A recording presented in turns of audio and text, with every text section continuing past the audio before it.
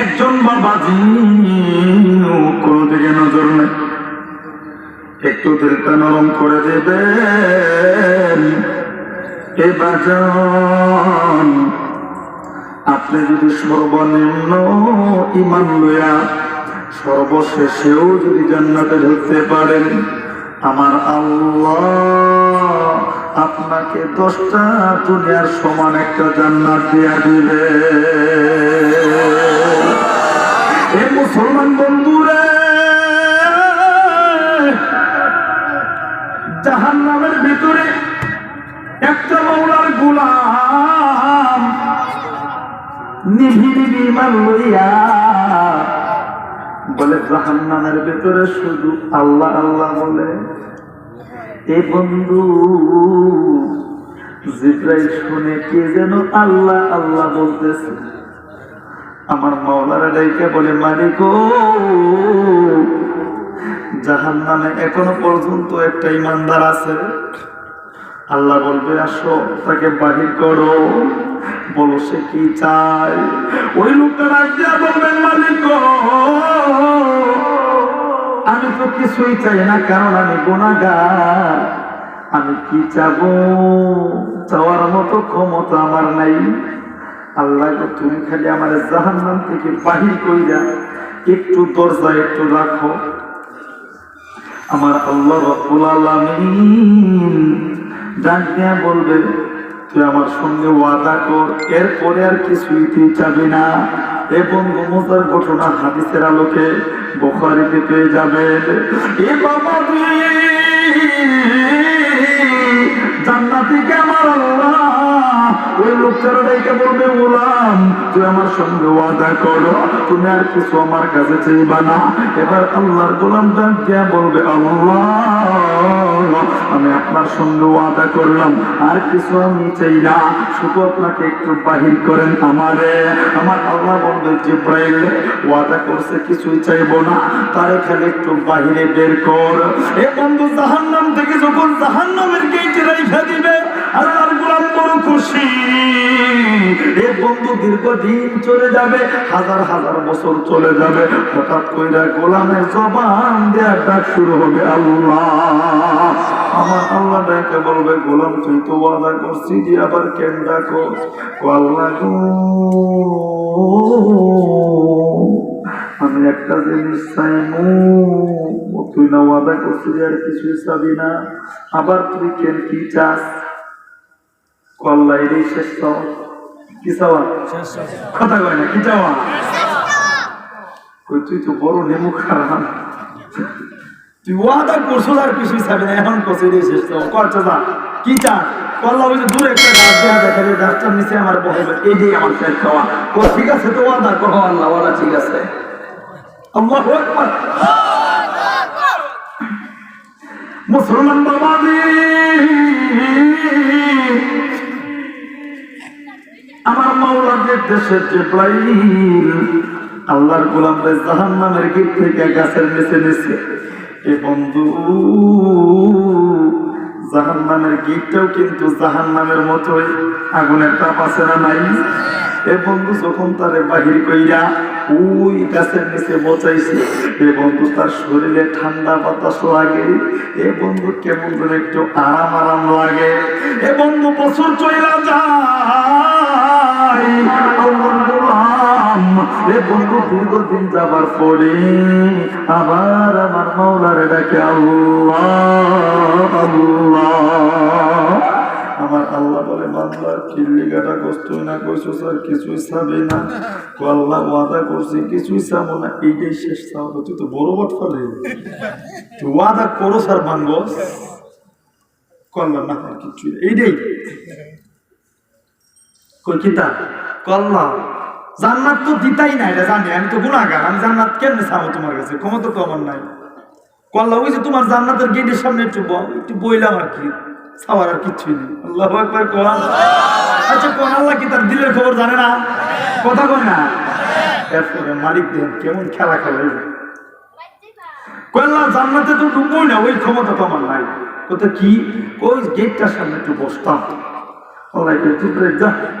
আশা যখন করছে জান্নাতে তোর জায়গা বসাই দেবে, বসছে গেটের সামনে। কথা বলে তাদের জবানকে বন্ধ করার মতো কোনো দুঃসাহস করতে পারবে না। কথা বলেন ঠিক কিনা? আজকে মুসলমান আমরা আল্লাহু আকবারের ধ্বনি দিতে পারি না। আজকে মুসলমান নারায়ে তাকবীরের ধ্বনি দিতে পারি না, যার কারণে আল্লামা মামুনুল হক সাহেবের জবানকে বন্ধ করতে চায়, যার কারণে বাংলাদেশের কওমি মাদ্রাসাগুলি বন্ধ করতে চায়, যার কারণে বাংলাদেশের আলেমদের জবানকে বন্ধ করতে চায়। কথা বলেন ঠিক কিনা? এজন্য আল্লাহু আকবারের আওয়াজ দিলে আপনাদের কোনো ভয় আছে? কোনো ভয় আছে আপনাদের? এজন্য আল্লাহু আকবারের আওয়াজ দিবেন। আল্লাহু আকবারের আওয়াজ যত জোরে দিবেন বুঝবেন আপনার ঈমানের স্পিরিট তত বেশি আছে। তো রাজি আছেন না ইনশাআল্লাহ? কারা কারা রাজি আছেন দুইটা হাত তুলে দেখান।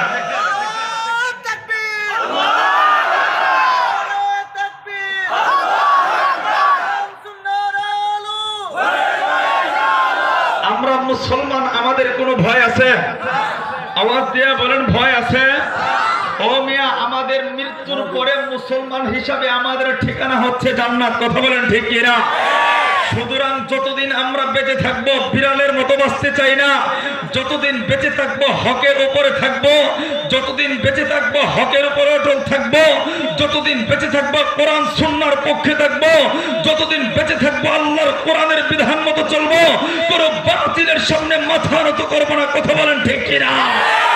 হক কথা বলতে যায়া, কোরআন সুন্নাহ মানতে যায়া আমার জীবন যদি চলে জীবন দিব, কিন্তু বেঈমানের সামনে বাতিলের সামনে মাথা নত করব না।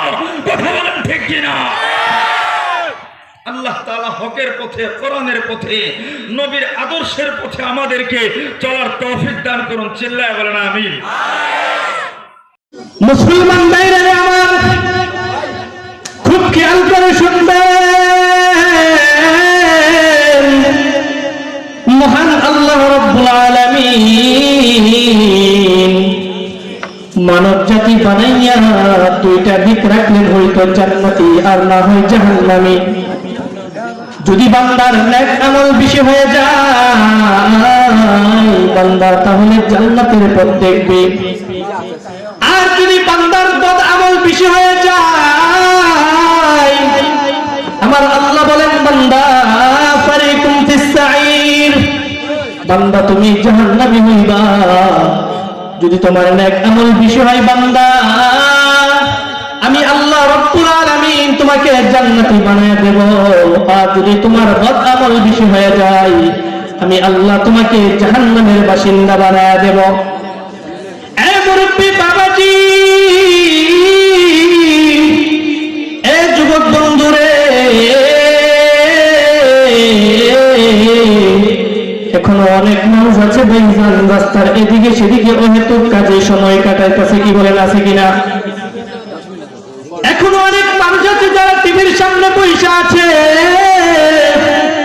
এখনো অনেক মানুষ আছে যারা দোকানপাটে আড্ডায় ব্যস্ত আছে। অথচ পয়গম্বরে দু আলম রাহমাতুল লিল আলামিন বলে যারা জান্নাতের সামিয়ানার নিচে বসবে, যারা জান্নাতের প্যান্ডেলের নিচে বসবে আমার আল্লাহ রাব্বুল আলামিন তাদের সগীরা গুনাহগুলো মাফ করিয়া দিবে। জোরে বলেন না সুবহানাল্লাহ। শুধু তাই নয়, আমার আল্লাহ রাব্বুল আলামিন বলেন বান্দা শুধু সগীরা গুনাহগুলো আমি আল্লাহ মাফ করব তা নয়, আমি আল্লাহ তোমার জীবনটাকে পরিবর্তন করে দিয়া আমি আল্লাহ তোমাকে জান্নাতের মুখী বানায়া দেব। জোরে জোরে বলেন না সুবহানাল্লাহ।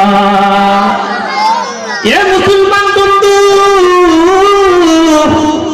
কেমন জান্নাত আল্লাহ তাআলা মুমিন বান্দাদেরকে দিবেন? যেই জান্নাতের ঘরটা হবে এই দুনিয়ার 10 দুনিয়ার সমান। জোরে বলেন সুবহানাল্লাহ। যারা নিম্নমানের জান্নাতি হবে, কোন রকম জয়লা পুইরা শাস্তি পাইয়া জান্নাতের মুখ দেখেছে, আল্লাহ বলেন বান্দা ওই ব্যক্তিটাকে আমি আল্লাহ এই দুনিয়ার 10টা দুনিয়ার সমান একটা জান্নাত দান করব। শুধু তাই নয়, যুবক বন্ধু, যেই গণগুলো আল্লাহ পাক রব্বুল আলামিন জান্নাতের মধ্যে আপনার আমার জন্য রাখবে, সেই জান্নাতের বিল্ডিং এর ইটগুলা কেমন হবে জানেন? সেই ইটগুলা হবে স্বর্ণের, রূপার, তামার। আল্লাহ রাব্বুল আলামিন বান্দাদের জন্য এমন স্পেশাল ভাবে জান্নাত বানায় দিবেন, দুনিয়ার এমন কোন মানুষ সেই জান্নাতকে দেখে নাই। পয়গম্বর বলেন এমন জান্নাত আল্লাহ রাব্বুল আলামিন দিবেন, ওয়ালা উযুনুন সামিয়াত, এমন কোন দুনিয়ার কর্ণ নাই যে কর্ণটা জান্নাতের বিবরণটা শুনেছে। ওয়ালা আইনুন রাআত, এমন কোন চক্ষু নাই যে চক্ষু জান্নাতের নিয়ামতগুলো দেখেছে। ওয়ালা কলবি ওয়ালা খাতারা আলা কলবি বাশার, মানুষের এমন কোন অন্তর আল্লাহ দেয় নাই যে অন্তর দ্বারা জান্নাতটা কেমন হবে বান্দা চিন্তা করতে পারবে। আমার আল্লাহ রাব্বুল আলামিন বান্দাদের জন্য এমন একটা জান্নাত বানায় দিবেন, যেই জান্নাতটা কেমন হবে আল্লাহু আকবার, দুনিয়ার কেউ দেখে নাই। জান্নাতের একটা ইট হবে স্বর্ণের। অথচ দেখেন আমরা যারা দুনিয়ার মধ্যে উচ্চ লেভেলের লোক আছি, আমাদের ঘরের পুরা ঘর বাদ দিলাম, একটা ইটও স্বর্ণের নাই। কি বলেন? একটা ইট স্বর্ণের আছে? একটা ইটও স্বর্ণের নাই। অথচ আল্লাহ যারা জান্নাতি হবে তাদের জন্য জান্নাতে যেই ঘরটা বানাবে, প্রধান সেই ঘরটা হবে, সেই ঘরের ইটগুলো হবে স্বর্ণের। আপনারা অবশ্যই যারা বিল্ডিং করেন, নতুন বিল্ডিং বানাইলে একটা ক্যাটালগ দেয়, যিনি ইঞ্জিনিয়ার থাকে তিনি একটা ক্যাটালগ দেয়, এই অনুযায়ী বিল্ডিংটা বানাও। কিন্তু আমার আল্লাহ রাব্বুল আলামিন যাদেরকে জান্নাত দিবে, জান্নাতের ঘরটা কেমন হবে, জান্নাতের ঘরটা কোন সিস্টেমে বানাবে, আমার আল্লাহ হবে সেই দিনের বৈজ্ঞানিক, আমার আল্লাহ হবে সেই দিনের ইঞ্জিনিয়ার। জান্নাতের ক্যাটালগটা আমার আল্লাহ ফেরেশতাদের হাতে তুলে দিবেন আর বলবেন, ফেরেশতারা এই ক্যাটালগ অনুযায়ী তোমরা জান্নাতীদের জন্য জান্নাতি ঘর বানাইতে শুরু করো। সুবহানাল্লাহ। মুসলমান ভাইরা আমার, শুধু তাই নয়, আল্লাহ রাব্বুল আলামিন জান্নাতীদের জন্য 70টা করে হুরে গিলমান দিবেন। সুবহানাল্লাহ বলেন। এক একটা যুবকের জন্য 70টা করে হুরে গিলমান দিবেন। কেমন হুরগুলো হবে রে ভাইয়া? দুনিয়ার মধ্যে যদি তারা একটা আঙ্গুল বের করে দিত, দুনিয়ার মধ্যে যদি তারা একটা আঙ্গুল বের করে দিত, পয়গম্বর বলেন পুরা দুনিয়ার মধ্যে সূর্য, চাঁদ, তারা যা কিছু আছে সমস্ত আলোগুলো ওই আঙ্গুলের আলোয় ফিউজ হয়ে যাইত। শুধু তাই নয়, এমন হুরে গিলমান দিবেন যাদের চামড়াগুলো এত সুন্দর হবে, এত সুন্দর হবে, যাদের রক্তগুলা চলাচল করবে, জান্নাতি যুবকেরা দেখতে থাকবে। চামড়ার ভিতরে কি আছে সবগুলো উপর দিয়ে দেখতে থাকবে, সবগুলো উপর দিয়ে দেখা যাবে। ও দুনিয়ার যুবক ভাইরা, আজকে আমরা দুনিয়ার কাদের পিছনে ঘুরে বেড়াই, দুনিয়ার নিকৃষ্ট মেয়েদের পিছনে আমরা ঘুরে বেড়াই। অথচ তুমি যদি জান্নাতি হইতে পারো, আমার আল্লাহ তোমার জন্য এমন একজন হুরে গিলমান রেখেছেন। শুধু একজন নয়, একজন নয়, তোমার জন্য 70টা হুরে গিলমান রেখেছেন। কেউ তোমার হাত টিপে দিবে, কেউ তোমার মাথা টিপে দিবে, কেউ তোমাকে হাতগুলা টিপে দিবে। দেখবা সেবা যত্নের কোনো অভাব নাই, সেবা যত্নের কোনো কমতি নাই, কোনো কিছুর ঘাটতি সেদিন পড়বে না। সেই দিন তোমাকে আল্লাহ রাব্বুল আলামিন এমন নিয়ামত দান করবে, এমন নিয়ামত দান করবে, সেদিন মনে মনে আফসোস করবার বলতে থাকবা, আরে দুনিয়ার যদি দুনিয়ার মেয়েদের দিকে না তাকাইতাম, হয়তোবা আল্লাহ এর চাইতে আরো সুন্দর মনোরম দান করত। দুনিয়ায় যদি আমরা গুনাহ না করতাম, তাহলে আল্লাহ রাব্বুল আলামিন এর চাইতে সুন্দর বালাখানা দিত। সেই দিন আফসোস করবা, আফসোস করবা, কোনো লাভ হবে না। সেই দিন আফসোস করবা, কোনো লাভ হবে না। এই জন্য মুসলমান যুবক বন্ধুরে, আল্লাহ পাক বলেন, বান্দা এই দুনিয়াটা হলো আমালের ক্ষেত, তুমি যত বেশি আমল করবা, জান্নাতের মধ্যে আল্লাহ তোমাকে তত বেশি ফসলের মালিক বানায়া দিবে। আর যত বেশি তুমি বেখেয়ালি ভাবে চলবা, আল্লাহ রাব্বুল আলামিন তোমার জন্য রোজ হাশরের ময়দানে জাহান্নামের ব্যবস্থা করে রাখলে, যেদিন তোমার কান্না দুনিয়ার কেউ শুনবে না, তোমার ভাই তোমার কান্না শুনবে না, তোমার বাবা তোমার কান্না সেদিন সবাই ইয়া নাফসি করতে থাকবে, কেউ কারো খবর নেবে না, কেউ কারো খবর নেবে না। যারা জাহান্নামী হইবে, যারা জাহান্নামী হইবে, আল্লাহ বলেন তাদেরকে এমন ভাবে শাস্তির ফেরেশতারা আক্রমণ করে লৌহে মাহফুজের ছবির দিকে তাকাও আর সুন্দর করে মা রেখবির ভিতরে বড় সুন্দর করে আমার বান্দা বান্দি 3.5 হাত বডি তোমরা তৈরি করে দাও।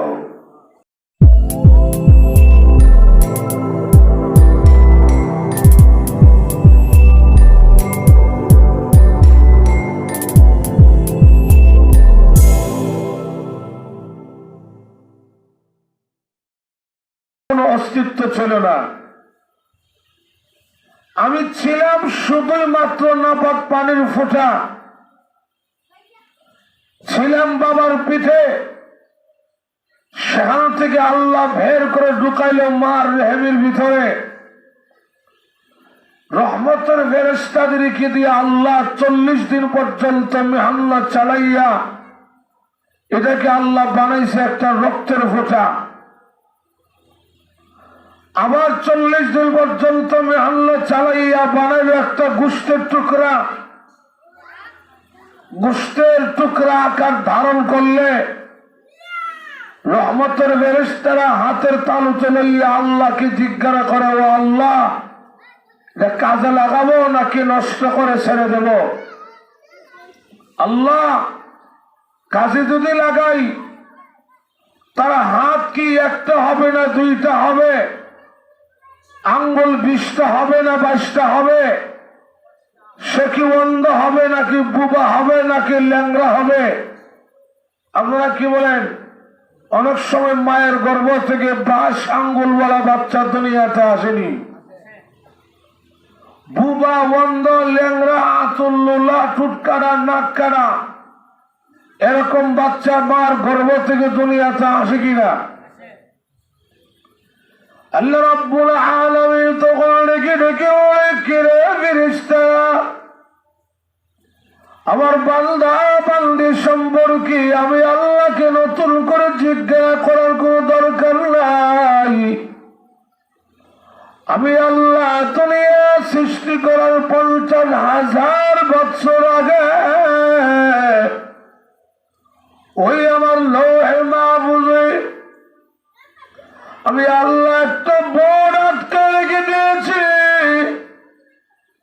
ওই বোর্ডের মধ্যে দুনিয়াতে কিয়ামত পর্যন্ত আমার যত বান্দা বান্দি দুনিয়াতে আসবে, প্রত্যেকটা বান্দা বান্দির 3.5 হাত বড়ি আমি আল্লাহ লৌহে মাহফুজের বোর্ডের মধ্যে আমি আমার নিজের হাতে অঙ্কন করেছি।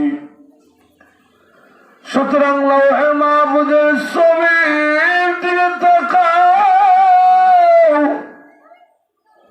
আর সুন্দর করে মা রেহেমের ভিতরে বড় সুন্দর করে আমার বান্দা বান্দি 3.5 হাত বডি তোমরা তৈরি করে দাও। আমার ভাইরা লক্ষ্য করে দেখুন, হাতের জায়গায় হাত দিল, পায়ের জায়গায় পা দিল, চোখের জায়গায় চোখ দিল। যেই নিয়ামতটা সেই জায়গায় লাগালে আল্লাহ বলে আমার বান্দার সৌন্দর্য হবে। হাতের জায়গায় পা দিল না, পায়ের জায়গায় হাত দিল না, চোখের জায়গায় কান দিল না, কানের জায়গায় চোখ দিল না। যে নিয়ামতটা সেই জায়গায় লাগাইলে আল্লাহ বলে আমার বান্দার সৌন্দর্য হবে। সেই নিয়ামতটা আমি আল্লাহ বড় সুন্দর করে বিনা দরখাস্তে আমার বান্দার সেই জায়গায় লাগাইয়া দিলাম। আল্লাহ যে নিয়ামতটা সেই জায়গায় লাগাইলে বান্দার সৌন্দর্য হবে, সেটা আল্লাহ সেখানে লাগাইল। যদি আল্লাহ আমাদেরকে জিজ্ঞাসা করতেন কি একটা দরবারে লাগলো,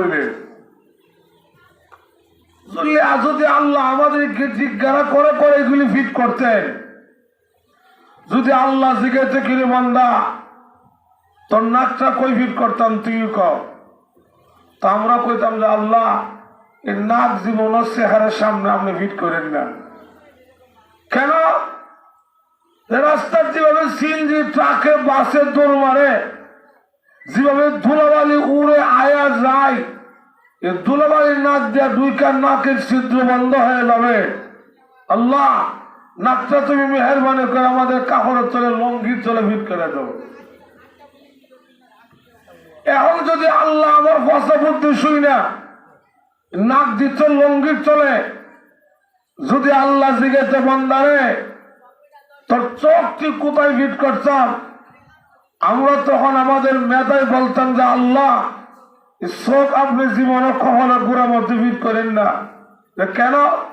মানুষের জবটা লাগলে প্রথম টার্গেট থাকা চোখটি, চোখ খানা করলাম আল্লাহ এই চোখটা আপনি মেহরবানি করে আমাদের দুইটা চোখ এই দুইটা বুকলের চলে ফিট করে দেন। যত কিলা কিলি ঘুষাঘুষি করি না কেন শহর মধ্যে গিয়ে ডিল করবে না।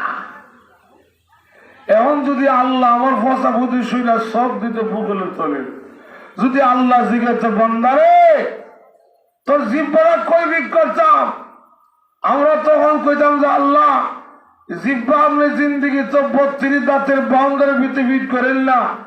দাঁত হইলে ভাতর মতো শক্ত আর জিব্বা হইলে চুলার মতো নরম। এখন তার জিব্বা যদি দাঁতের বাউন্ডারির ভিতরে থাকে, দাঁতে কামড়াইয়া জিব্বার বংশ শেষ করে নেব। আল্লাহ জিব্বারে তুমি মেহেরবানি করে নিরাপদ জায়গা অর্থাৎ আমরা ফেটে ভিতরে ফিট করে দিলাম। এখন যদি আল্লাহ আমার ফসা বুদ্ধি শুই না সব দিতে বুদ্ধিতে বুকলের চলে, নাক দিতে লঙ্গির চলে আর জিব্বা দিতে ফেটে লটকাইয়া, তো আপনি বিয়ে আইসে ব্রাহ্মণবাড়ি থেকে, বিয়ে আইসে আখড়া থেকে, বিয়ে আইলো কসবা থেকে, তো আসার মতো রসগোল্লা লইছে। বিয়ে যে রসগোল্লা লইল, রসগোল্লা না আলুর গোল্লা বুঝতাম কেমনে? 2 আত আলগি দিয়া ফুটলা চোখের কাছে লয়ে যাও। এখন চোখের কাছে নিলে তখন ধরা পড়তে হয় তো রসগোল্লা হই। এখন এটা ফসানা কান্দা, এটা কি আজকে বানায় নাকি 7 দিন আগে বানাইলো? আমরা তো সোনার বাংলাদেশ ভাই, রসগোল্লা কোন দিন বানাইছে? খুদার কসম মাত্র চুলার থেকে খালি নামাইছি, আসলে তো 7 দিন আগে বানাইতে দেখছি। যখন ঠিক না এটা ফসানা কান্দা বুঝতাম নামলে ওই লঙ্গি তোর নাকার ধরে লয়ে যাও। হেয়ানি নাক গা শুনগা গ্রাম নিয়া খাওয়াটা টাট করে দেখা যায়। এখান থেকে পরীক্ষা করে আইনিয়া মুখের মধ্যে দিয়া হলার ভালাইয়া দাঁত দিয়া সামাইয়া গুড়া গুড়া কইরা পাউডার বানাইয়া এখান থেকে হাবলাদা ফুচা দই আইনা জিব্বা দিয়া গিল। আপনার রসগোল্লার রস খাইতেন আর মুরগির রান খাইতেন। 3 ভাগের 2.5 ভাগ রাস্তাঘাটে পথঘাটে নষ্ট হয়ে ভরে গেলে বলে সুবহানাল্লাহ জোরে কর না। এই জন্য আল্লাহ বলে কাইফা তাকফুরুনা বিল্লাহি ওয়া কুনতুম আমওয়াতা فأحياكم ثم يميتكم ثم يحييكم ثم إليه ترجعون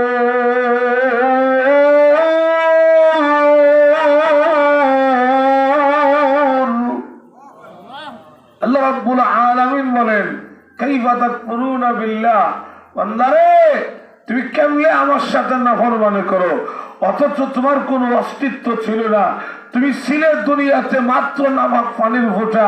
যখন ঠিক না? আলহামদুলিল্লাহ আজকের মাহফিলের সম্মানিত সভাপতি, আমাদের অত্যন্ত শ্রদ্ধেভাজন ব্যক্তিত্ব, আমার অত্যন্ত শ্রদ্ধেভাজন ব্যক্তিত্ব হযরত মাওলানা মুফতি রহমতুল্লাহ সাহেব দামাত বারাকাতুহুম হাজির হয়ে গেছেন। মাশাআল্লাহ আমরা সকল বলি আলহামদুলিল্লাহ। আমার ভাইরা তো বলতেছিলাম আল্লাহ রাব্বুল আলামিন বলেন কাইফা তাকফুরুনা বিল্লাহ, তুমি কেমনে আমার সাথে নাফরমানি করো তোমার কোনো অস্তিত্ব দুনিয়াতে ছিল না। আমরা দুনিয়াতে মাঝে মধ্যে কষ্ট হইলে কই না যে হ্যাঁ এত উপকার আমি তারে করলাম, এত সহযোগিতা হেরে আমি করলাম, এত হেল্প হেরে আমি করলাম, নিজে না খাইয়া আমি তারা খাওয়াইলাম, আমি না বইরা তারা ভরাইলাম, এ কেমনে আজকে আমার লগে বেইমান এটা করলো। মাঝে মাঝে কর না, আরে আমরা মাঝে মাঝে কই না।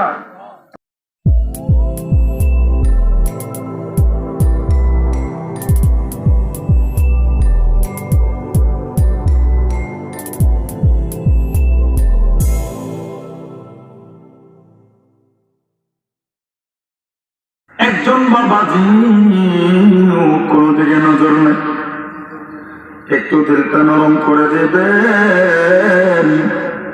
এ বাজান, আপনি যদি সর্বনিম্ন ঈমান লইয়া সর্বশেষেও যদি জান্নাতে ঢুকতে পারেন, আমার আল্লাহ আপনাকে 10টা দুনিয়ার সমান একটা জান্নাত দিয়া দিবে। এ মুসলমান বন্ধুরে, জাহান্নামের ভিতরে একটা মাওলার গোলাম নিভৃত ঈমান লইয়া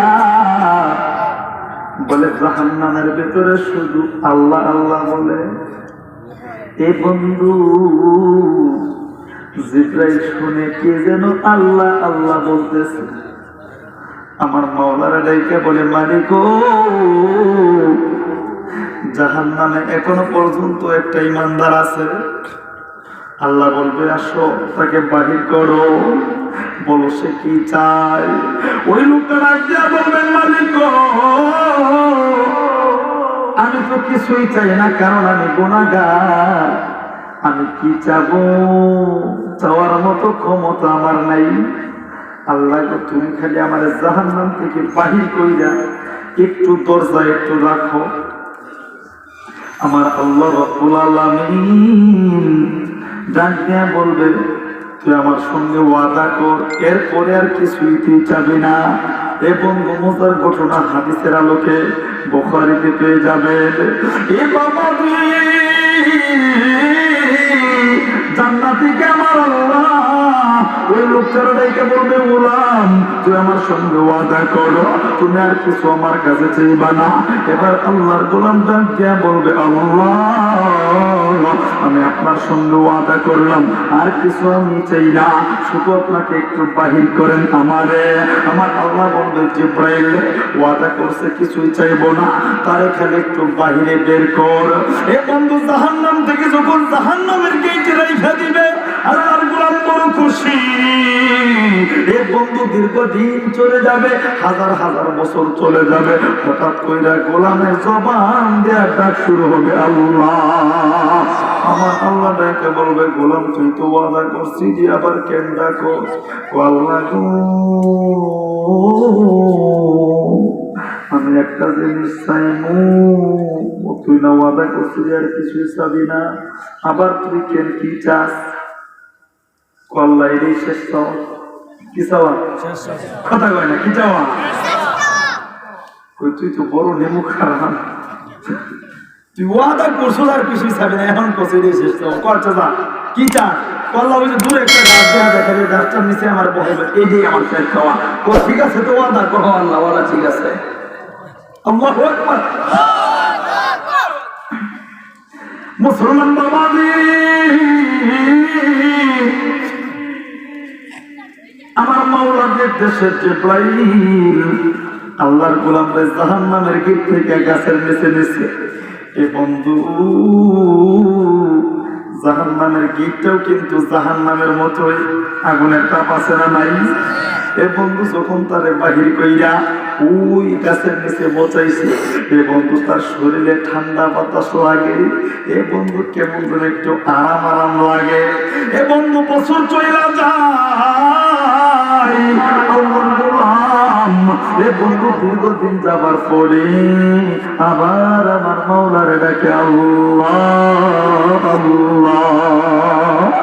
আমার আল্লাহ বলে আল্লাহ কিল্লি গাটা কষ্ট না কইছো স্যার কিছুই চাবি না। আল্লাহ ওয়াদা করছি কিছুই চাবো না, এইটাই শেষ চাওয়া। তুই তো বড় বাট ফেলে তুই ওয়াদা করো স্যার মানবস করলাম না কিছু এইটাই কই কিতা করলাম। জান্নাত তো দিতাই না, এটা জানি আমি তো গুনাহগার, আমি জান্নাত কেমনে চাবো তোমার কাছে, ক্ষমতা তো আমার নাই। কল্লা ওই যে তোমার জান্নাতের গেটের সামনে একটু বইলাম আর কি, চাওয়ার আর কিচ্ছুই নেই। আল্লাহু আকবার কোন। আচ্ছা কোন আল্লাহ কি তার দিলের খবর জানে না? কথা কয় না। এরপরে মালিক দেন কেমন খেলা খেলে কল্লা জান্নাতে তো ঢুকবোই না, ওই ক্ষমতা তো আমার নাই। কথা কি ওই গেটটার সামনে একটু বসতাম। আশা যখন করছে জান্নাতে তোর জায়গা বসাই দে, বসছে গেটের সামনে।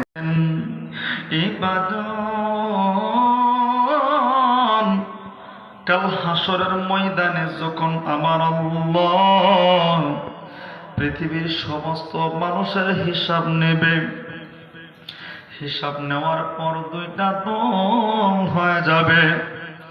একটা দল তো জান্নাতে ঢুকে যাবে, আর একটা দল জাহান্নামের কাঠগড়ায় দাঁড়ায় থাকবে। এই বাবাজিরা জাহান্নামের কাঠগড়ায় যখন দাঁড়াবে, ওই যখন জাহান্নামের কাঠগড়ায় জাহান্নামীরা, জান্নাতের দরজায় জান্নাতীরা, খুব খেয়াল করেন একটু বুঝেন। এ বন্ধু বাবা তাকায় দেখবে সন্তানটা জাহান্নামী কাতারে। এ বাবাজি সন্তান তাকায় দেখবে কলিজার টুকরা বাবাটা জান্নাতের কাতারে। এ বাবাজি মা নজর করে দেখবে আপন মেয়েটা জাহান্নামী হয়ে গেছে। মেয়ে নজর করে দেখবে মা জাহান্নামী হয়ে গেছে। এ বাবাজি ওই দিন এইভাবে দুই পাশ থেকে একজন আরেকজনকে দেখবে। বাবাই সন্তানকে দেখবে, সন্তান বাবাকে দেখবে, মা মেয়েকে দেখবে, মেয়ে মাকে দেখবে। এ বন্ধু ওই দিন শুধু তাকায় দেখবে আর শুধু চিৎকার কইরা কাঁদবে, কিন্তু কোনো লাভ হবে না। ওই দিনটা বড় ভয়ঙ্কর হবে। লিমানিল মুলকুল ইয়াউম লিল্লাহিল ওয়াহিদিল কাহ্হার। এ বাজান আমার আল্লাহ ডাক দিয়ে বলবে লিমানিল মুলকুল ইয়াউম লিল্লাহিল ওয়াহিদিল কাহ্হার। আমার আল্লাহ বলবে আজকের রাজত্ব কার। কেউ কোনো কথা নাই, কারো কোনো জবান দিয়া কোনো উচ্চারণ নেই। আলেমরাও চুপ করে থাকবে, জালেমরাও চুপ করে থাকবে, রাজা বাদশারাও চুপ করে থাকবে, এমপি মন্ত্রীরাও চুপ করে থাকবে। এ বাবা আমার আল্লাহ বলবে আজকের রাজত্ব কার, আজকের রাজত্ব কার, আজকের রাজত্ব কার। কোথায় দুনিয়ার রাজা বাদশারা, কোথায় দুনিয়ার টাকাওয়ালারা, কোথায় দুনিয়ার ক্ষমতাবানরা। এ বন্ধু ওই দিন কেউ থাকবে না, কেউ থাকবে না, কেউ থাকবে না। ওই দিন শুধুমাত্র রাজত্ব করবে আমার আল্লাহ। ওই দিন শুধু হুকুম চলবে আমার আল্লাহর। ওই দিন শুধু কথা চলবে, ক্ষমতা নেতৃত্ব চলবে আমার আল্লাহ।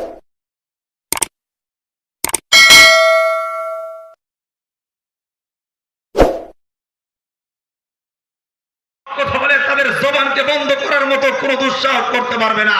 কথা বলেন ঠিক কিনা? আজকে মুসলমান আমরা আল্লাহু আকবারের ধ্বনি দিতে পারি না, আজকে মুসলমান নারায়ে তাকবীরের ধ্বনি দিতে পারি না।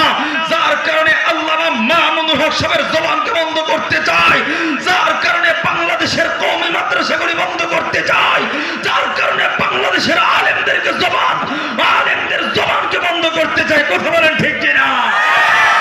এজন্য আল্লাহু আকবারের আওয়াজ দিলে আপনাদের কোনো ভয় আছে? কোনো ভয় আছে আপনাদের? এজন্য আল্লাহু আকবারের আওয়াজ দিবেন। আল্লাহু আকবারের আওয়াজ যত জোরে দিবেন বুঝবেন আপনার ঈমানের স্পিরিট তত বেশি আছে। তো রাজি আছেন না ইনশাআল্লাহ? কারা কারা রাজি আছেন দুইটা হাত তুলে দেখান।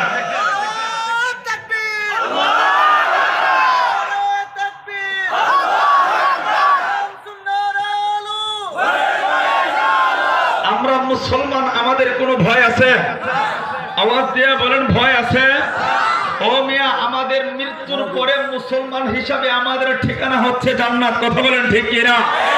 সুতরাং যতদিন আমরা বেঁচে থাকবো বিড়ালের মতো বাঁচতে চাই না।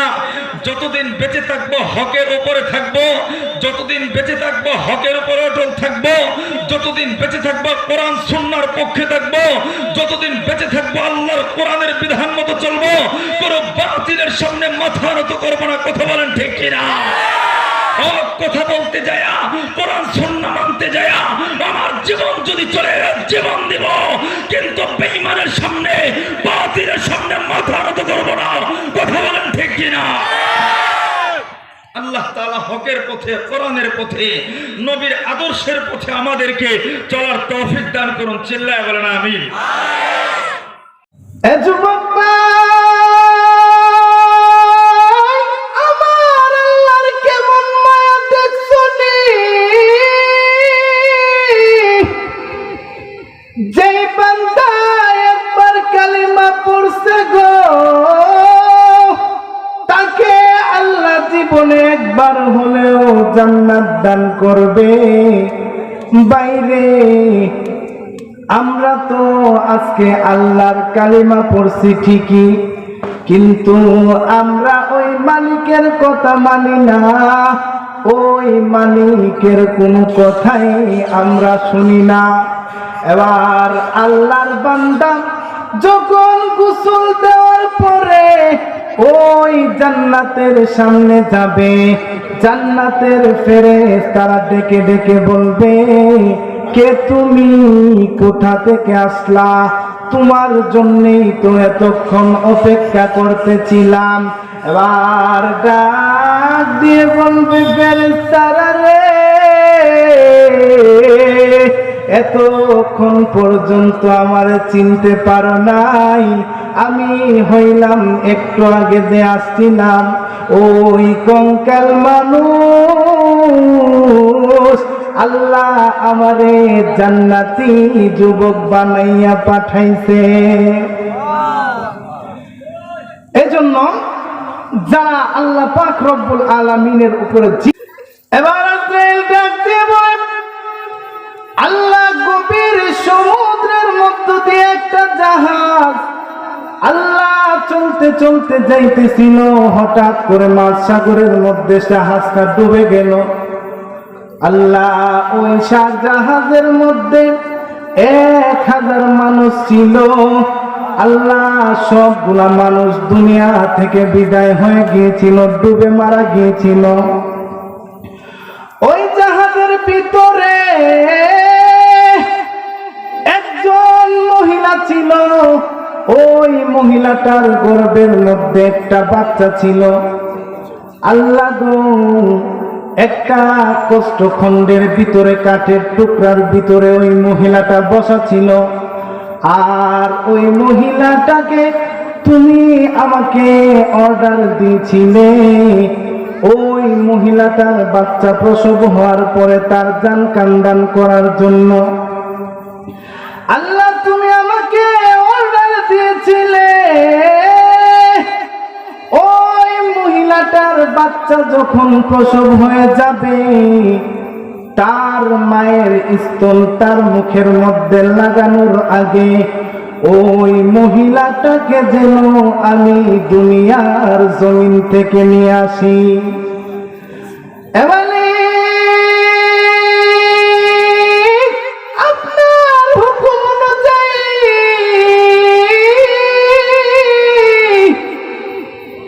ওই মহিলাটাকে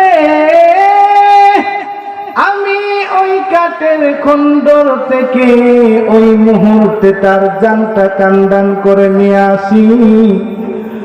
আল্লাহ গো, আমার তখন মায়া লাগছিল, এই যে ছোট একটা বাচ্চা এই গভীর সমুদ্রের মধ্যে একটা কষ্টখণ্ডের ভিতরে কেমনে থাকবো। এ মালিক, আমার তখন মায়া লাগছিল। আল্লাহ ডাক দিয়ে বলে, আজরাইল রে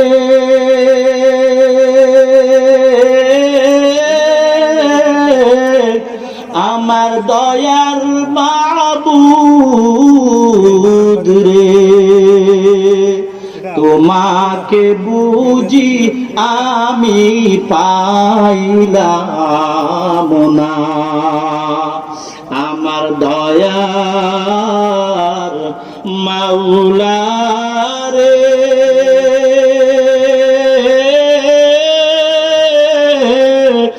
আমার দয়ার মাবুদ রে তোমাকে বুঝি আমি পাইলাম না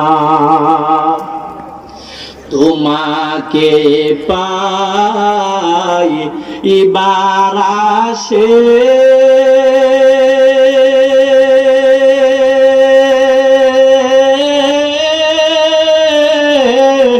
ঘুরি আমি দেশ বিদেশে কোরআনেরই মাহফিলে করলাম বিছানা আমার দয়ার মাওলা রে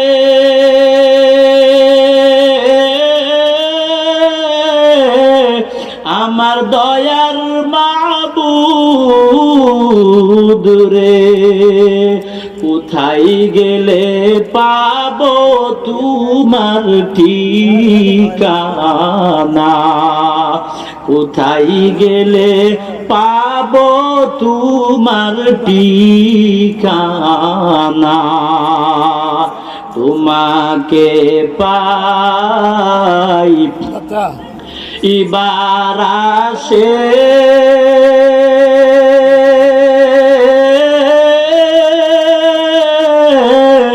ঘুরি আমি দেশ বিদেশে চরমনায়ের মাহফিলে করলাম বিছানা আমার দয়ার মাওলা রে আমার দয়ার মাবুদ রে কোথায় গেলে পাবো তোমার ঠিকানা এই সময় অনুপাতি জেরুজালেমের চত্বরে হাজির হয়ে গেল মুসলমান বন্ধু আমার আল্লাহর নবী সাহাবী আমর ইবনে আস জেরুজালেমের চত্বরে হাজির হওয়ার পর আল্লাহর নবীর সাহাবী আমর ইবনে আস কান্না করতেছেন চোখের পানি দ্বারা পাঞ্জাবে ভিজতেছে নবীর সাহাবী আমর ইবনে আসের চোখের পানি দেখার পর খ্রিস্টানদের মধ্য থেকে একজন পাদ্রী উচ্চাঙ্গ আওয়াজ ডেকে বললেন এরে মুসলমানদের সেনাপতি আমর ইবনে আস এখানে দাঁড়ায় দাঁড়ায় কান্না করো কেন নাকির মায়ে তুমি কান্না করো মুসলমান বন্ধু আমার খেয়াল করেন নবী সাহাবী আমর ইবনে আস ডেকে বলল এই বেঈমান আমি নাকির মায়ে কান্না করি না তাহলে কিসের জন্য কান্না করো বলো নবী সাহাবী আমর ইবনে আস ডেকে বললেন বেঈমান তোমাদের নবীর নাক কে বানলো আমার জানা নাই আমি আমার নবীর ভালোবাসা প্রেম বুকে লালন করে আমি আবার নবীর ভালোবাসায় নাক দেওয়ার জন্য দাঁড়ালাম আমি কান্না করি এই জন্য তোমাদের নবী ঈসার নাক না ভেঙ্গে যদি মাথা ভেঙ্গে নিয়ে যেত আমি আবার নবীর প্রেম আর বুকে লালন করে আমার তাজা মাথা দিতে পারতাম দিতে পারি নাই বিদে এই জন্য আমি কান্না করি জোরে বলুন সুবহানাল্লাহ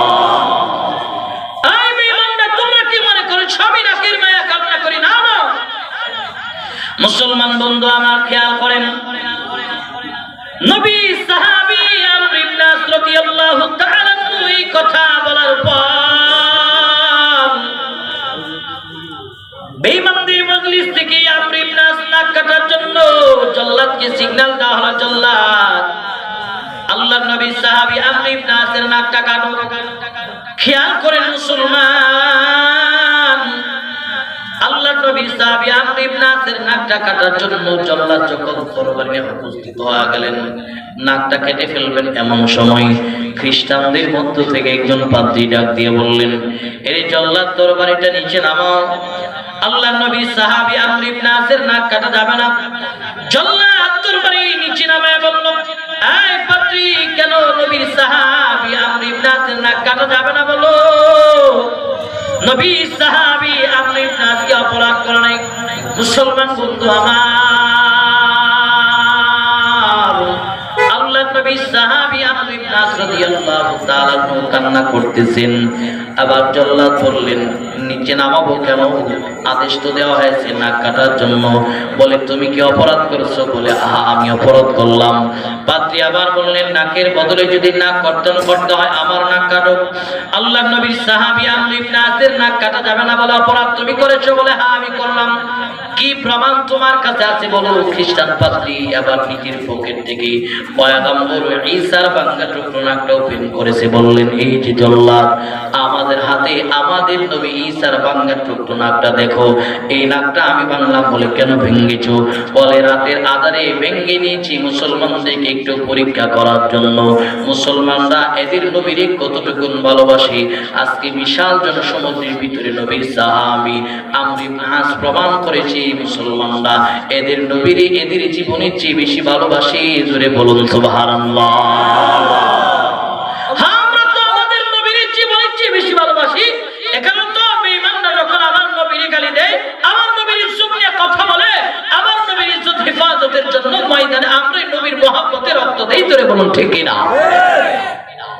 মুসলমান বন্ধু আমার, খেয়াল করেন, আল্লাহর নবী সাহাবী আমর ইবনে নাস রাদিয়াল্লাহু তাআলা কান্নায় বিমূঢ় হয়ে গেল, কান্না করতেছে। নবীর সাহাবী চোখের পানি পড়তেছে। কারণ অপরাধ করে নাই, নির্দোষ একজন মানুষটি ময়দানে দাঁড় করালেন। মুসলমান বন্ধু আমার, আল্লাহর নবীর সাহাবী আমর ইবনে নাস রাদিয়াল্লাহু তাআলা মুরতাজা নবী প্রেম দেখার পর একজন নয়, দুইজন নয়, তদানীন্তন সময়ের 50,000 বেঈমানদের কাফেলা থেকে 20,000-এর কাফেলা এক বাক্যে কালিমা পড়ে মুসলমান হয়ে গেল। জোরে বলুন সুবহানাল্লাহ। আগের জামানার বেঈমানদের অবস্থা ছিল, অপরাধ করে করে মুসলমানের কাদিনীকে দোষ দেওয়া যায়। বর্তমানে সেম টু সেম আমাদের দেশের বেঈমানদের একই অবস্থা। হিন্দুরা এদের মন্দির ভাঙচুর করে মুসলমানের কাঁধে দোষ চাপাতে যায়, যেটা কয়েক বছর পূর্বে আপনারা দেখেছেন আমাদের ব্রাহ্মণবাড়িয়া উপজেলার নাসিরনগরে হিন্দু সম্প্রদায় এদের মন্দির ভাঙছে, মুসলমানের কাঁধে দোষ চাপাতে চেয়েছে, পারে নাই। খ্রিস্টানরা এদের গির্জা ভাঙচুর করে মুসলমানের কাঁধে দোষ চাপাতে চায়, পারে নাই। এদেশে বেঈমানরা আমাদের মুসলমানদেরকে বলা হয় অগ্রবাদ, মৌলবাদ, জঙ্গিবাদ। মুসলমান অগ্রবাদ নয়, মৌলবাদ নয়, জঙ্গিবাদ নয়। যদি মুসলমান অগ্রবাদী হতো তাহলে ভারতে যেভাবে মুসলমানদের উপর অত্যাচার করা হয়, মুসলমানদের মেয়েগুলির ধর্ষণ করে গায়ের মধ্যে অক্টেন ঢেলে আগুন ধরিয়ে দেওয়া হয়, বাংলার মুসলমান যদি অগ্রবাদী হতো তাহলে 17 কোটি মুসলমানের অত্যাচারে 56,000 এই বর্গ মাইলের লাল সবুজের দেশে একজন হিন্দু, খ্রিস্টান, বৌদ্ধ শান্তিতে বসবাস করতে পারত না। ধরে বলুন ঠিক কিনা? অতএব ইসলাম শান্তির ধর্ম। হিন্দু তার ধর্ম পালন করবে, ইসলাম বাধা দেবে না। খ্রিস্টান তার ধর্ম পালন করবে, ইসলাম বাধা দেবে না, পাহারাদারি করবে। কিন্তু তোমরা যখন হিন্দু, বৌদ্ধ, খ্রিস্টান ঐক্য পরিষদ গঠন করে মুসলমানদের বিরুদ্ধে কথা বলবা, মুসলমান তোমাদের ছাড় দিয়ে কথা বলবে না। ধরে বলুন ঠিক না? আমর ইবনে নাস তদানীন্তন সময়ের মিশরের গভর্নর। খবর পেয়েছে ওমরের সন্তান মদ খাইছে, সাথে সাথে আবু শাহ আমার কাছে গিয়ে বলল, আবু শাহ খবর পেয়েছি আশার ইফতাল খবর, তুমি মদ্যপান করেছো? বলে, হ্যাঁ করলাম। দেখার টাইম নেই, এটা কোন মানুষের সন্তান, গ্রেফতার কর, মিশরের কারাগারে পাঠা। দূরে বলুন সুবহানাল্লাহ। কিন্তু আজকে আমাদের দেশের আইন এমন অবস্থা, আজকে আমার দেশের আইন আছে, আইনের ব্যবহার নাই, প্রয়োগ নাই। আজকে সকালবেলা আসামিরে ধরছে, বিকেল বেলা আইসা বাজারে ঘুরে কালার উঠায় জিজ্ঞেস যদি করা হয়, কিন্তু তোর না সকালবেলা পুলিশে ধরছে, অপরাধ করছো? বলে, আজকাল যার পকেটে টাকা আছে এর জন্য জেল নয়। এই হলো বর্তমানের আইন। জুড়ে বলুন ঠিক কিনা? আর অপরাধী যদি নেতার অনুসারী হয়, ওর যদি অর্ধেকটা হাত নাও থাকে, ওর পাহাড়ে এলাকায় থাকার কোনো দাম নাই। অপরাধীর রাত্রে বেলা হাত কাটা কালুরে ধরছে, নেতার অনুসারী তো নেতাজি সকালবেলা ফোন দিয়ে ওসি সাহেবরে, ওসি সাহেব সুন্দরবন যাবেন নাকি বান্দরবন যাবেন? স্যার আমার অপরাধ। বলে আপনি নাকি আমার হাত কাটা কালুরে গ্রেফতার করছেন? বলে হ্যাঁ করলাম। বলে কালুরে তাড়াতাড়ি ছাড়েন, কালো হলো আমার ডাইন হাত। এমন নেতা আছে না নাই? এদের কারণে সমাজে অপরাধ সংগঠিত হয়। অপরাধী অপরাধ করেছে, তার বিচার হওয়া চাই। আর না হয় সে অপরাধ করতে করতে একদিন সে ত্রাসের রাজত্ব কায়েম করবে এলাকার ভিতরে, তখন তাকে আপনারা সমাজের মানুষ কন্ট্রোল করতে পারবে না, সমাজ কন্ট্রোল করতে পারবে না, রাষ্ট্রের প্রশাসন তাকে কন্ট্রোল করতে পারবে না। কারণ তার পকেটে টাকা আছে, তার পকেটে আইন আছে। এ কারণে অপরাধ যে করেছে তার বিচার হওয়া চাই। তুই বলুন ঠিক কিনা? মুসলিম জাহানের খলিফা হযরত ওমরের সন্তান মদ খাইতে গ্রেফতার। আমর ইবনে আস চিন্তায় পড়ে গেলেন, আবু শাহামার বিচারটা কিভাবে করব? যদি ময়দানে করতে যায় মানুষ জানবে ওমরের সন্তান মদ্যপান করে, এতে ওমরের বদনাম হবে। আর হযরত ওমরের যদি বদনাম হয় যে আমাদের বদনাম, ওমরের বদনাম হলে তো আমাদের বদনাম।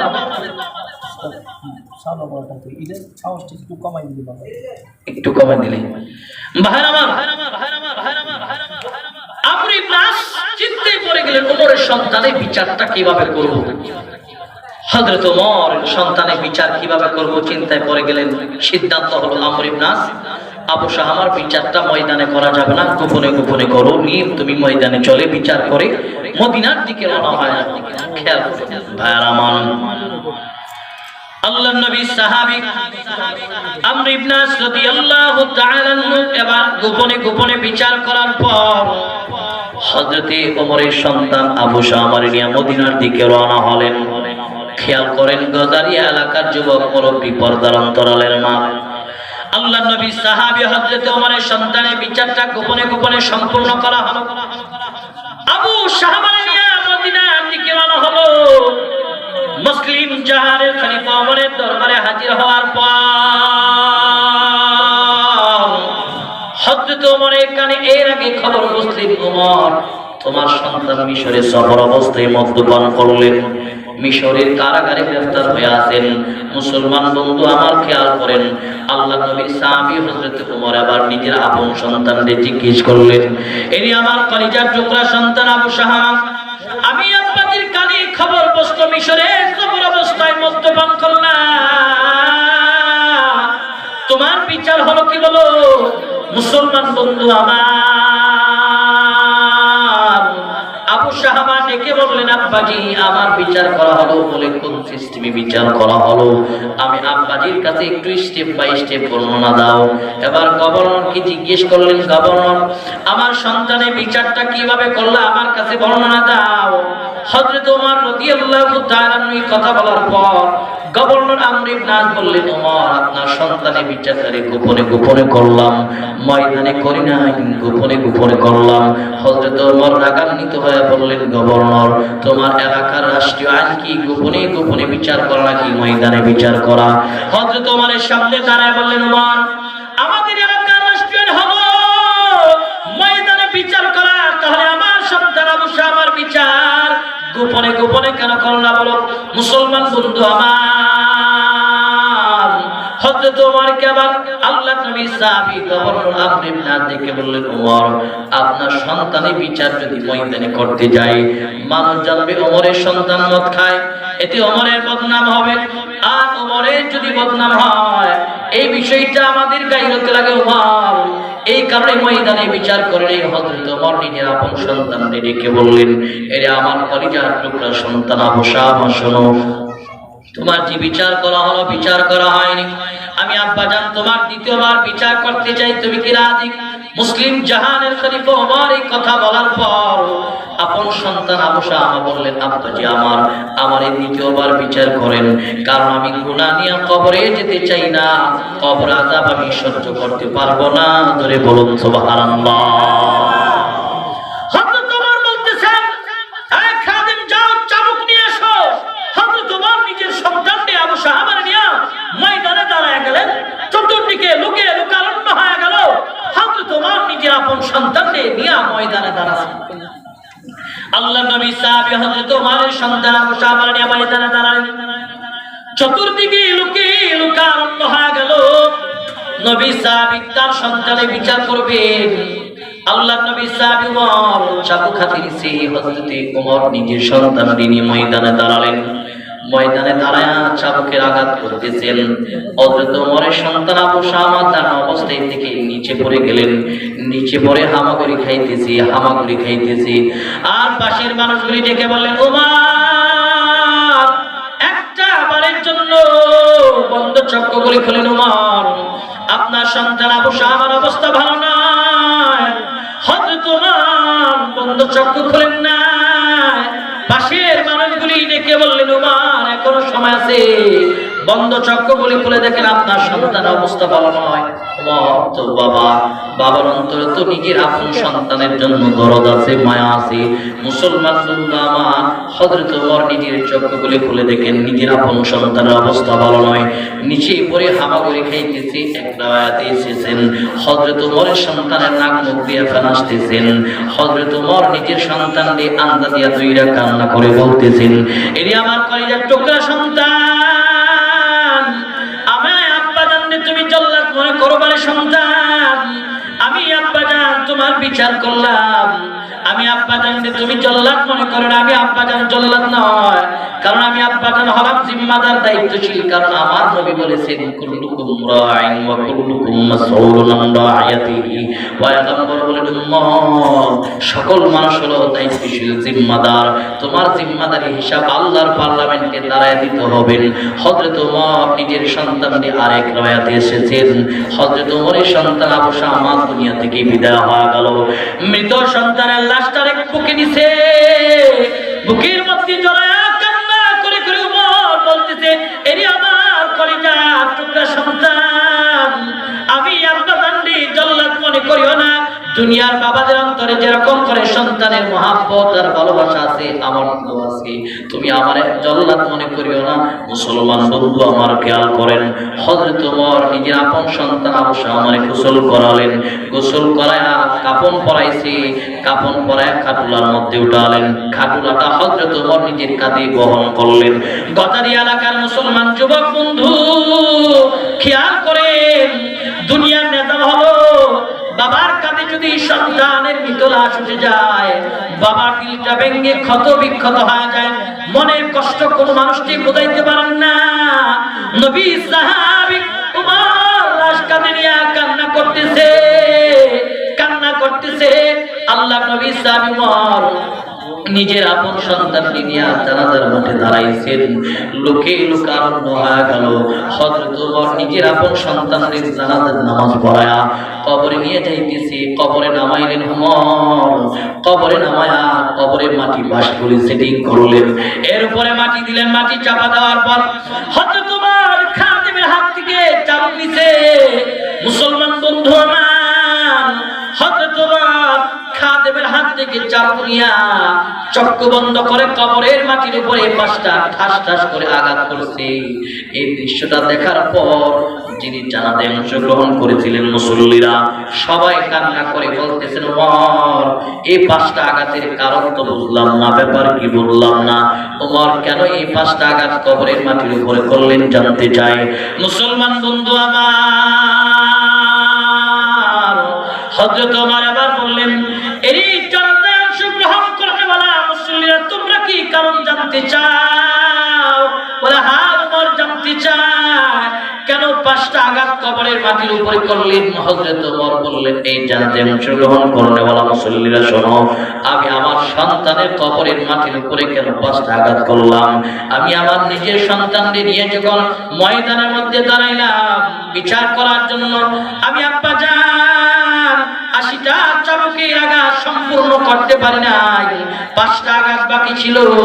5টা আঘাত আমার নিজের আপন সন্তানের কবরের মাটির উপরে করে দিয়া আমি বিচারটারে বাবা একেবারে কমপ্লিট করে দিলাম, কারণ এর জন্য যেন আল্লাহর পার্লামেন্টে আমি ওমরের না দাঁড়াতে হয়। জোরে বলুন সুবহানাল্লাহ।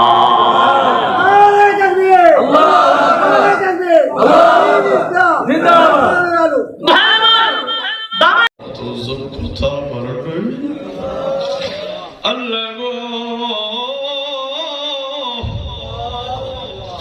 আল্লাহ গো, বুজুর্গদেরকে নিয়ে হাত উঠাইল। আমি গুনাহগার, মাফ করে দাও। আল্লাহ গো, তুমি আমাদের সবাইকে মাফ করে দাও। ও মালিক, জীবনে কত গুনাহ করেছি, তুমি নজর করে দেখো না। সন্ধ্যা থেকে গভীর রাত পর্যন্ত আমার ভাইরা, যুবকরা, মারা বসে বসে আলেমদের জবান থেকে কোরআন হাদিসের কথা শুনছে।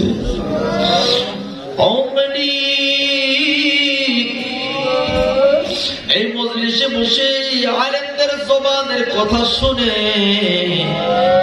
একজন বাবা যে কোনো দিকে যায় নাই, মাথাটা পর্যন্ত নাড়ায় নাই। মালিক, আমি জানি না কে কি জন্য পয়সা আছে, কে কি চাই। আল্লাহ গো, তুমি তো দিলের খবর জানো। আল্লাহ, তুমি তো অন্তর্যামী, তুমি তো মনের খবর জানো।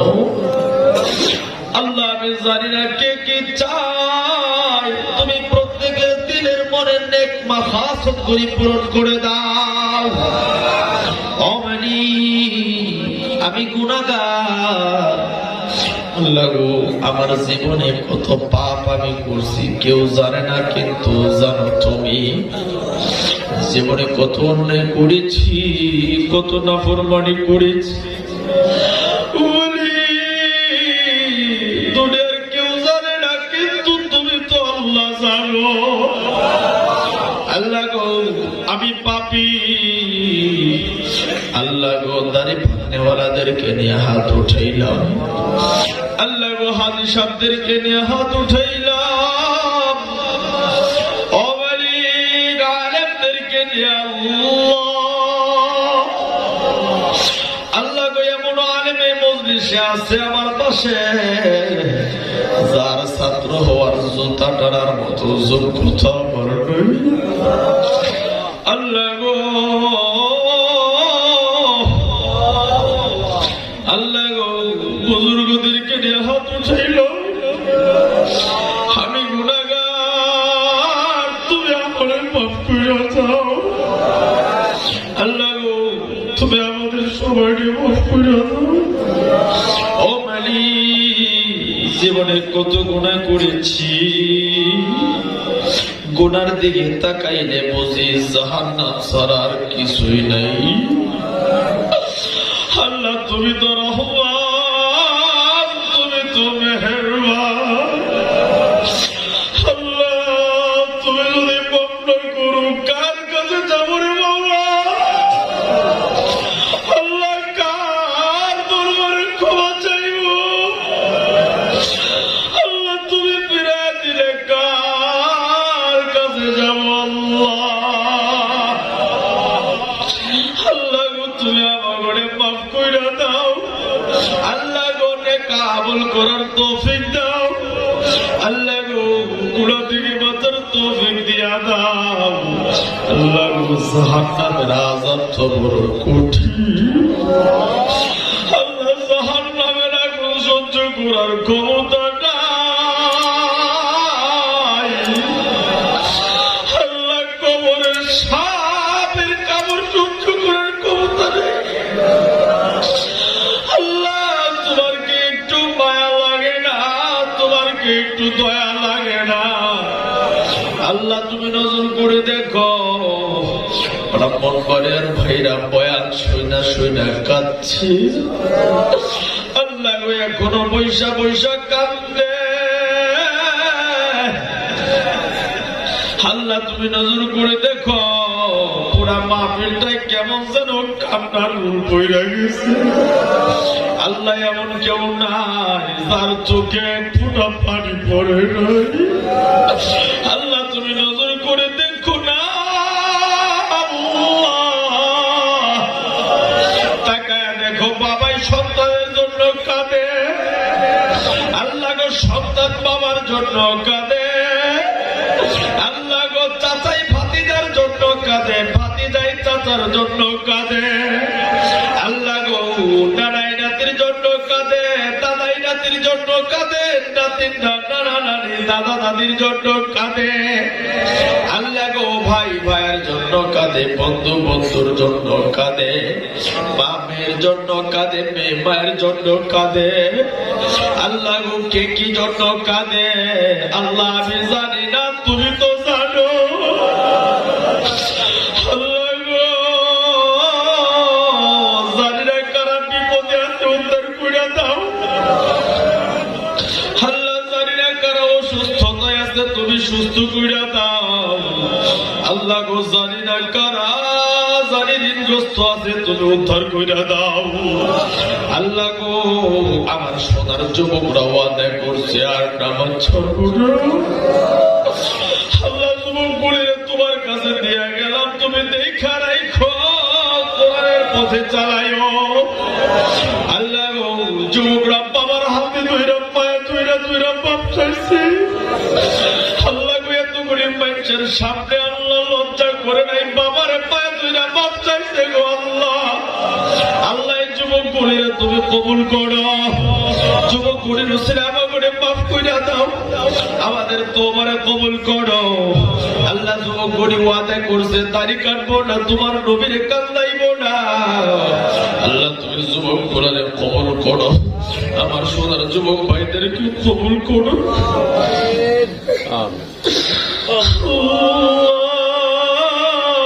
তুমি যদি কবুল না করো কই যাবো? তোমার দিলের কি চাওয়া, তুমি আল্লাহর কাছে কান্দো আর চাও। এ বন্ধু মন খুইলা আল্লাহর দিল খুইলা না গো আল্লাহ। এ ভাই জবানটা খুইলা পায়া কইরা এতিমের মতো একটা ডাক দেন আল্লাহ। এ বন্ধু আর জবান খুইলা পাগলের মতো একটা ডাক দেন না ইয়া আল্লাহ। আরো ডাইকা বলেন না আল্লাহ। এ বন্ধু কান্না ছাড়া কিন্তু মাওলারে পাপিরা চিল্লায় চিল্লায় কান্দো আল্লাহ। আল্লাহ তুমি তাকায় দেখো পুরা মন বানাই কান্নার রুল পইরা গেছে।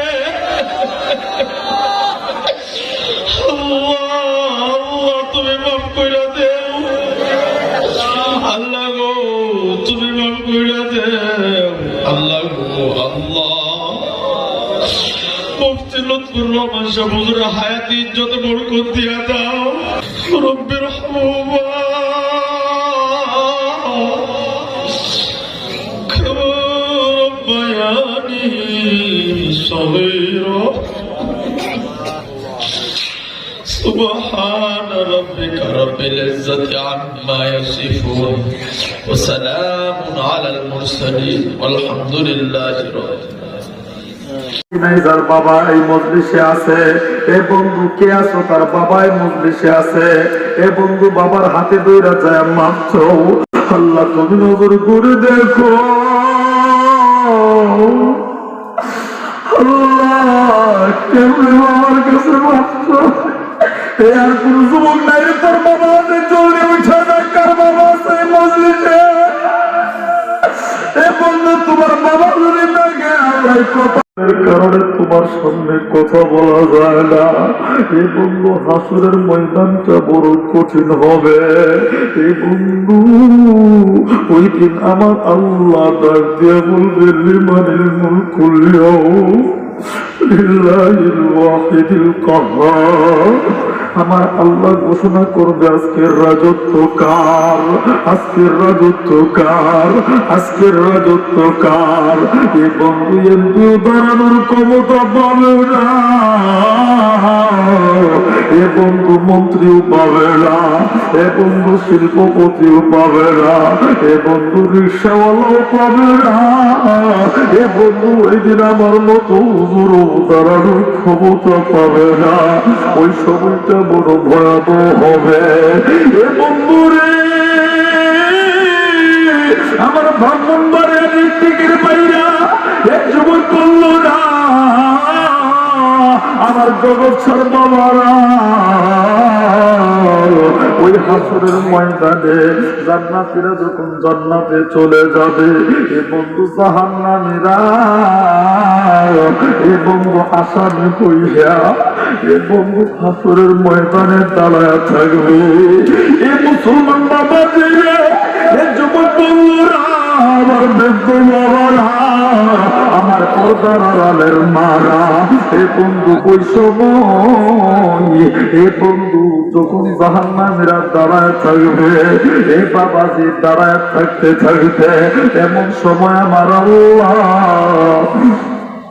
এ বন্ধু একটা ঘোষণা দিবে জাহান্নামী ফেরেশতাদেরকে, আমার আল্লাহ ডাইকা বলবে খুযুহু ফাউল্লু, হে বন্ধু আমার মাওলাই বলবে খুযুহু ফাউল্লু, আমার আল্লাহ বলবে জাহান্নামী ফেরেশতা জাহান্নামীর দইরা বাইদা ফালা। এ বন্ধু দুনিয়াতে ক্ষমতা থাকলে পুলিশ ধরতে আসবে, এ বন্ধু ক্ষমতার দাপটে পুলিশ ছাইরা দে, এ বন্ধু টাকা থাকলে পুলিশ ছাইরা দে, কিন্তু হাসরের ময়দানে আমার আল্লাহ যখন ঘোষণা দিবে খুযুহু ফাউল্লু, দইরা পালা, আমার আল্লাহ যখন বলবে খুযুহু ফাউল্লু, তাকে ধর, শরীরে শিকড়িয়া পায়না পালা, এ বন্ধু বাবাও থাকবে না, মাও থাকবে না, নেতাও থাকবে না, কেউ থাকবে না, এ বন্ধু ফেরেশতা তোমারে বাইরে ফলাবে, আমার আল্লাহ বলবে সুম্মাল জাহিমা সল্লু, জাহান্নামে ফলায়া দি। এ বন্ধু দুনিয়াতে ঘুষ দিলে ছাইরা দে, কিন্তু মরণের পরে তুই কারে ঘুষ দিবি? হাসরের ময়দানে কারো কোনো কথা চলবো না। প্লিজ বাজান, কাঁদতে পারলে বুঝবো কপালটা ভালো আছে, আর যদি কান্না না আসে বুঝবো গুড়ার কারণে দিলটা পাথর হয়ে গেছে রে। এ বন্ধু কাঁদো কাঁদো, চোখের পানির বড় দাম আল্লাহর কাছে। এ বন্ধু সবাই কিন্তু কাঁদতে পারে না, তারাই কাঁদতে পারে যাদেরকে আল্লাহ ভালোবাসে। এ বাবা যে যুবক বাইরানি ফেরেশতা শিকল জাহান্নামে ফেলাবে, যে জাহান্নাম কোন জাহান্নাম জানি, কেমন জাহান্নাম? এ বন্ধু জাহান্নাম 1000 বছর যাওয়ার পর জাহান্নামের কালার হয়েছে লাল, আর 1000 বছর যাওয়ার পর কালার হয়েছে সাদা। এই বন্ধু জাহান্নামকে আরো 1 বছর জ্বালানোর পর জাহান্নামটা এখন কালো অন্ধকার হয়ে আছে। এ বন্ধু জাহান্নামের আগুনের তাপ কেমন জ্বলবে? আল্লাহর নবী বলে দুনিয়ার আগুনের চাইতে 70 গুণ বেশি তাপ। হে বন্ধু কেমনে সহ্য করবি? আমি তোদের কাছে একটা কথা বললাম ভাই, হে বন্ধু আগুন তো তুমি সহ্য করতে পারবা না, পারবা না। আজকের এই মজলিস থেকে তুমি বাড়িতে যাইবা, আর বালিশের সঙ্গে মাথাটা লাগায় চিন্তা করবা কি করছো, কি করতেছো, কি করবা, কোথায় ছিলা, কোথায় আছো, কোথায় যাইবা। এ বন্ধু রে, জাহান্নামে যখন তোমার ঢুকা দিবে, সাথে সাথে জাহান্নামে ফেরেশতা তোরে জাহান্নামের আগুনের পোশাক পরায়া দিব। এ বন্ধু গরম লাগলে দুনিয়াতে ফ্যানের নিচে যাই, গাছের নিচে যাই, এসির নিচে যাই, কাপড় যেন খুইলা বলাই, কিন্তু বন্ধুরে জাহান্নামে যখন কঠিন পোশাকটা করে পরা দিব, হে বন্ধু জাহান্নামের পোশাক কেমনে খুলবা? হে বন্ধু কেমনে জাহান্নামের পোশাক খুলবা? নাই যার বাবা এই মজলিসে আছে, এ বন্ধু কে আছো তার বাবা এই মজলিসে আছে, এ বন্ধু বাবার হাতে দইরা যায় মাত্র আল্লাহ তুমি নজর করে দেখো আল্লাহ কেমনে বাবার কাছে মাত্র এ আর কোন যুবক নাই রে তোর বাবা আছে চলে উঠে দেখ কার বাবা আছে এই মজলিসে,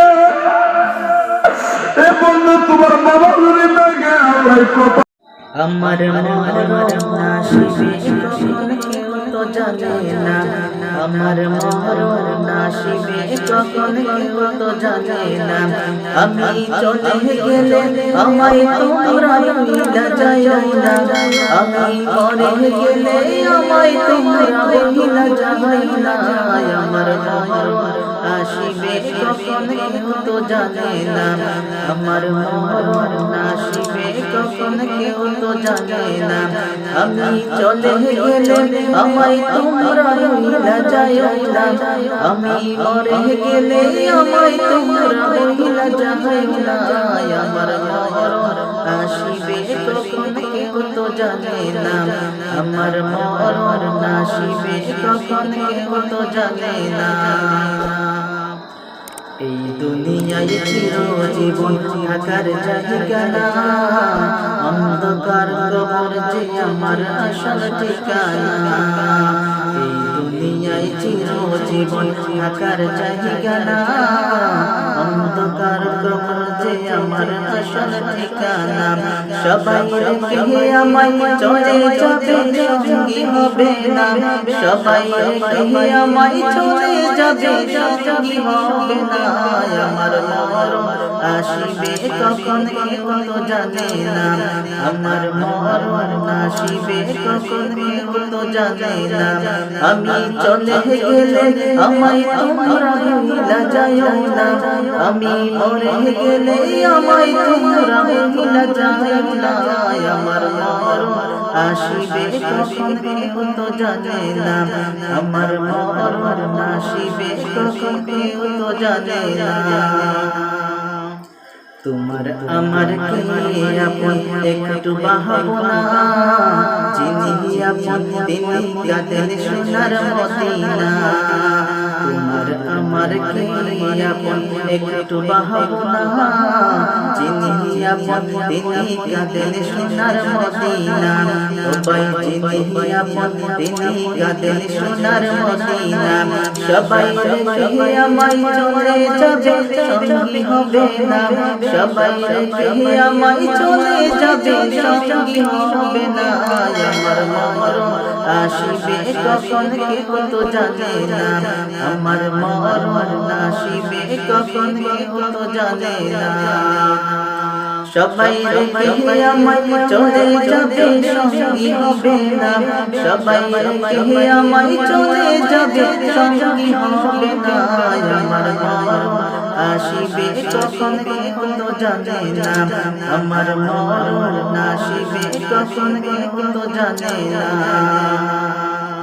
কবর মাঝে মা বাবাকে দেখা যাবে না, দেখবো যাকে তিনি হলেন শাহে মদিনা, কবর মাঝে মা বাবাকে দেখা যাবে না, দেখবো যাকে তিনি হলেন শাহে মদিনা, সবাই দেখবো যাকে তিনি হলেন শাহে মদিনা, সবাই রেখে আমায় চলে যাবে সঙ্গী হবে না, সবাই রেখে আমায় চলে যাবে সঙ্গী হবে না, আমার মরণ আসিবে কখন কেউ তো জানে না, আমার মরণ আসিবে কখন কেউ তো জানে না, আমি চলে গেলে আমায় তোমরা ভুলে যাও না, আমি মরে গেলে আমায় তোমরা ভুলে যাও না, আমার মরণ আসিবে কখন কেউ তো জানে না, আমার মরণ আসিবে